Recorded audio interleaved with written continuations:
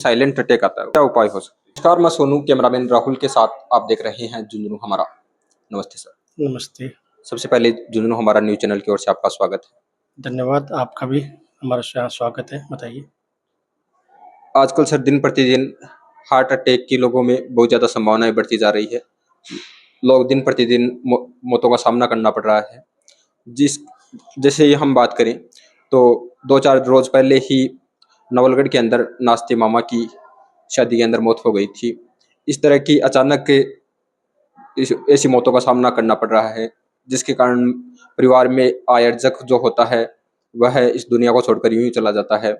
तो उस heart attack के क्या उपाय हैं, क्या लक्षण है और क्या बचाव?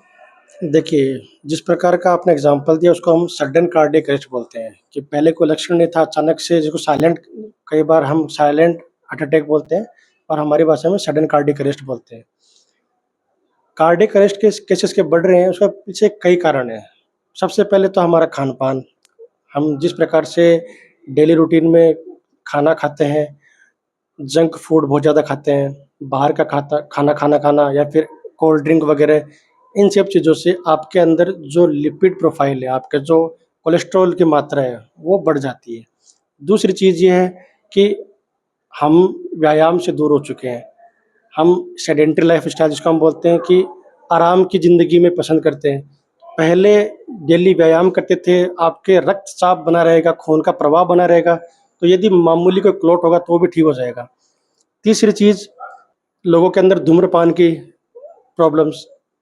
आप हम लोगों ने एक बना रखा है कि जो लोग धूम्रपान करते हैं, बीड़ी, सिगरेट, तम्बाकू, गुटखा, उससे हम अपने फेफड़ों को नुकसान पहुँचाते हैं, परंतु जितना वो फेफड़ों को नुकसान पहुँचाता है, उससे 1000 गुना वो आपके हार्ट को नुकसान पहुँचा रहा है। तो हमें इस चीज़ के लिए ध्यान देना पड़ेगा कि आप इन चीज़ों से बचें, धूम्रपान से बचें। तीसरी चीज़ ये कि हमें रेगुलर चेकअप कराते रहना चाहिए। कितने मन से होना चाहिए? एटलीस्ट साल में 1 बार तो जाँच करवानी चाहिए आपको, अगर यदि लक्षण लगे। जैसे और ये कौन से पेशेंट इस चीज़ के लिए प्रोन होते हैं, वो पेशेंट जिनका डायबिटीज़ और हाइपरटेंशन की शिकायत पहले से है, जिनकी दवाई चल रही है, उनको तो साल में या 6 महीने में 1 बार तो जाँच करवानी चाहिए, क्योंकि उनके अंदर ये लक्षण और हार्ट अटैक के चांसेस बढ़ जाते हैं। तो सर क्या उपाय करना चाहिए कि हाइपरटेंशन के लोगों को समस्या से थोड़ा-सा निजात पा सकें? हाइपरटेंशन से बचने का सबसे इम्पोर्टेंट सबसे आप अपने घर पे भी कर सकते हो, वो है कि आप डेली व्यायाम कीजिए। दूसरा, वज़न कम कीजिए। तीसरा, नमक की मात्रा जो है सामान्य रखिए, मैं नहीं कहूँगा बंद करिए, आप थोड़ा सामान्य करो, थोड़ा-सा कम करो। आप क्या हमारे क्या घर में क्या होता है कि हम गाँव वाले लोग हैं, छाछ के अंदर भी डाल ली, रोटी के अंदर भी नमक डाल लिया, सब्ज़ी है तो और सलाद ले लिया तो ऊपर से उसमें नमक डाल लिया। ऐसे करके आप अपने डेली की जो सोडियम की मात्रा है, उसको आप बढ़ा लेते हो। हमें नमक को सामान्य रूप से इस्तेमाल करना है। तीसरी चीज़, धूम्रपान से बचिए। 3-4 चीज़ें करो, आपका हाइपरटेंशन, आपका बीपी बिल्कुल सामान्य रहेगा। आज सर युवा वर्ग भी नशे के शिकार होते जा रहे हैं दिन प्रतिदिन। क्या सर इससे भी होता है? बिल्कुल, बेसिकली आज के टाइम पे हम युवा वर्ग जो स्वामी विवेकानंद को अपना आइडल ना मान के आजकल जो भी फ़िल्मों में दिखाया जाता है और उसके थ्रू जाके ऐसे धूम्रपान की तरफ ज़्यादा आकर्षित हो रहे हैं, तो इससे युवा वर्ग अपना भविष्य और अपनी हेल्थ ही खराब कर रहे हैं। तो इसके सर क्या उपाय हो सकते हैं? यदि साइलेंट अटैक आता है? देखिए, साइलेंट अटैक आता है, सबसे पहले क्या होता है कि पेशेंट को हल्का-हल्का लक्षण आने लग जाते हैं। आपको बिना किसी कारण से पसीना आना, थोड़ा-सा चलने के ऊपर बार-बार थकान होना, साँसें फूल जाना, ये एक हल्के-हल्के स्टार्टिंग लक्षण है कि आपको हार्ट में शिकायत है। तीसरी चीज़, हमारे यहाँ मैंने जितने पेशेंट देखे हैं, किसी के चेस्ट में पेन है, लेफ्ट साइड अगर हाथ में दर्द है या फिर चेस्ट में पेन है, तो पेशेंट को हम बोलेंगे कि आप ईसीजी करवाओ, दे विल से कि ये गैस का दर्द है। गैस का कोई दर्द नहीं होता, देखिए, मैं आपको बता देता हूँ। गैस का कोई दर्द नहीं होता, हार्ट में कुछ ना कुछ अगर गड़बड़ी होगी तो वो वहाँ पे दर्द होगा ही। तो आपको इन चीज़ों को अवॉइड करना है, कुछ भी लगे, चेस्ट पेन है लेफ्ट साइड में, आपको जल्दी थकान हो जाती है, बैठे-बैठे पसीना आ रहा है, दैट मीन्स आपका हार्ट शुरुआती लक्षण देना चालू कर चुका है। हम उसको थोड़ा अवॉइड करते हैं, उसकी वजह से जाके आगे जाके ऐसी दिक्कतों का सामना करना पड़ता है। तो यदि सर तत्काल स्थिति में ऐसा हो, तो उस कंडीशन में हमें क्या करना चाहिए? देखिए, पहले तो हम यदि किसी को ऐसे लक्षण आ रहे हैं तो जितनी जल्दी हो सके उसको नज़दीकी अस्पताल की तरफ ले जाना चाहिए। यदि पेशेंट साँस नहीं ले पा रहा है, साँस दर्द हो रहा है, तो हमें सीपीआर की एक टेक्निक होती है, उस टेक्निक को आप कहीं कहीं भी गूगल करके देख सकते हैं और सीपीआर स्टार्ट कर दीजिए पेशेंट का। सबसे उचित उपाय है कि उस पेशेंट को जल्दी से जल्दी नज़दीकी अस्पताल में ले जाइए। आपने डीजे का एग्ज़ाम्पल दिया था, तो डीजे भी एक एक प्रकार का वो ही है कि आपके हार्ट को इतनी तेज़, इतनी तीव्र तरीके से जो आवाज़ ध्वनि होती है, जिसमें आपके कान वगैरह भी इतनी तेज़ आवाज़ आती है, वैसे ही वो आपके हार्ट पे भी बहुत ज़्यादा ज़ोर लगाता है। उसकी वजह से भी कभी-कभी आपका हार्ट अपना संतुलन खो बैठता है और अटैक की तरफ आप अग्रसित हो जाते हो। ऐसी तेज़ ध्वनि से आप प्लीज़ बचिए। साइलेंट अटैक की सर जैसी कंडीशन बनती है, उसमें क्या उपाय करने चाहिए तुरंत? देखिए, साइलेंट अटैक का मैक्सिमम टाइम हमें लगता है कि हमें पसीना बहुत आ रहा है, गर्मी समझते हैं जिसको हम, कि आज गर्मी बढ़ गई है तो पसीना आ रहा है। तो ऐसे चीज़ों में हम सीधा उसको अटैक भी नहीं बोल सकते, परंतु आप तुरंत बीपी चेक करवाइए, अपना पल्स ऑक्सीमीटर आस-पास आजकल किसी भी मेडिकल पे अवेलेबल होगा, किसी भी सरकारी अस्पताल में अवेलेबल होगा।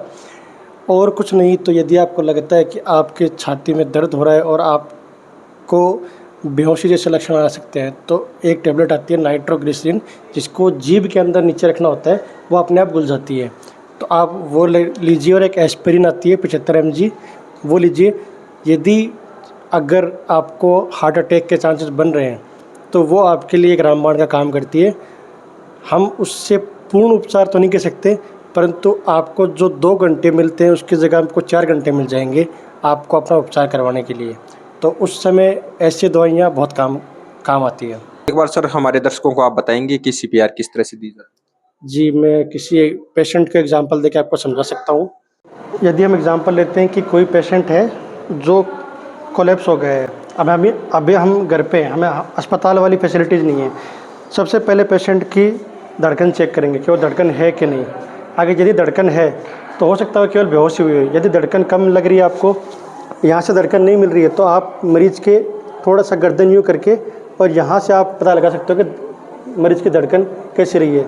तुरंत मरीज़ का मुँह खोलिए और उसको सांस आने में आराम रहे। ताकि दूसरा, जैसे ही मरीज़ है, अब हमें क्या करना है, हमें सीपीआर देना है पेशेंट को। हो सकता है कि वो पेशेंट कार्डियक अरेस्ट में जा चुका है। सबसे पहले हमारा काम है एक एम्बुलेंस को कॉल करना। एम्बुलेंस को कॉल किया, किसी को बोल देंगे, फिर किसी साथी को आप एम्बुलेंस से कॉल करिए।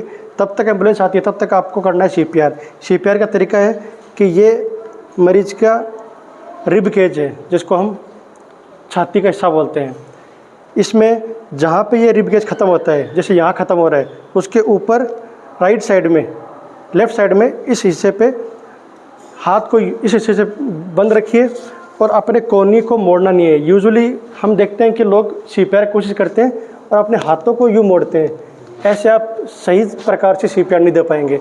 अपने हाथों को सीधा रखिए, मरीज़ की छाती पर रखिए और इतना ही फोर्स देना है कि हम मरीज़ की छाती को 2 से 3 सेंटीमीटर थोड़ा सा दबा सके, इससे ज़्यादा नहीं दबाना है। हमें पेशेंट को कर यूँ रख के हाथ और यूँ सीपीआर देना है। यदि आप देखोगे तो आप देखोगे कि मैं अपने पीछे के कमर के हिस्से के उससे मूवमेंट कर रहा हूँ, अपने कंधे से और अपने कोहनी को मैं नहीं मोड़ रहा हूँ। ना ही मैं यूँ कर रहा हूँ और ना ही मैं यूँ कर रहा हूँ। ठीक है, आप देखिए, मैं इस प्रकार से पेशेंट को सीपीआर दे रहा हूँ। इससे क्या होता है कि आप लंबे समय तक सीपीआर दे पाओगे। यदि आप ऐसे सीपीआर दोगे तो आप बहुत जल्दी थक जाओगे। दूसरी चीज़, आप ठीक प्रकार से सीपीआर दे पाओगे। बहुत ज़्यादा ज़ोर नहीं लगाना है, इससे आप मरीज़ की पांसलिया को फ्रैक्चर कर सकते हैं, जिससे आप उसके बचाने के बजाय उसकी कंडीशन और बिगाड़ ही रहे हैं मरीज़ की। दूसरी बात सर, 1 मिनट में कितनी बार? मैं वही बता रहा हूँ। दूसरी बात, आपको ये देखना है कि आप हर 30 सीपीआर के बाद 2 बार मरीज को सांस दे पाए। तो 30 सीपीआर दिया, 1 2 3 4 30 हो गया। फिर मरीज़ का मुंह ओपन करके माउथ टू माउथ उसको सांस दीजिए 2 बार। फिर 30 सीपीआर। फिर सर 1 मिनट में आप 60 से 100 बार आप सीपीआर दे सकते, बहुत ज़्यादा नहीं, बहुत कम भी नहीं। तो 1 मिनट में 60 से 100 रिपीटिशन पर मिनट इज़ इनफ।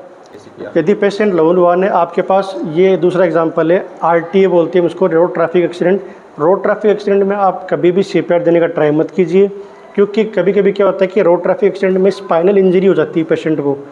तो हम ऐसे पेशेंट को CPR नहीं देते, क्योंकि स्पाइनल इंजरी यदि है पेशेंट को, जो सामने उस टाइम पता नहीं चलती, लेकिन हम उसकी गर्दन सीधा करने के चक्कर में या फिर उसको ठीक से लेटाने के चक्कर में उसकी स्पाइनल इंजरी को और एग्रीवेट कर देते हैं, उससे मरीज़ की ऑन द स्पॉट मौत हो सकती है।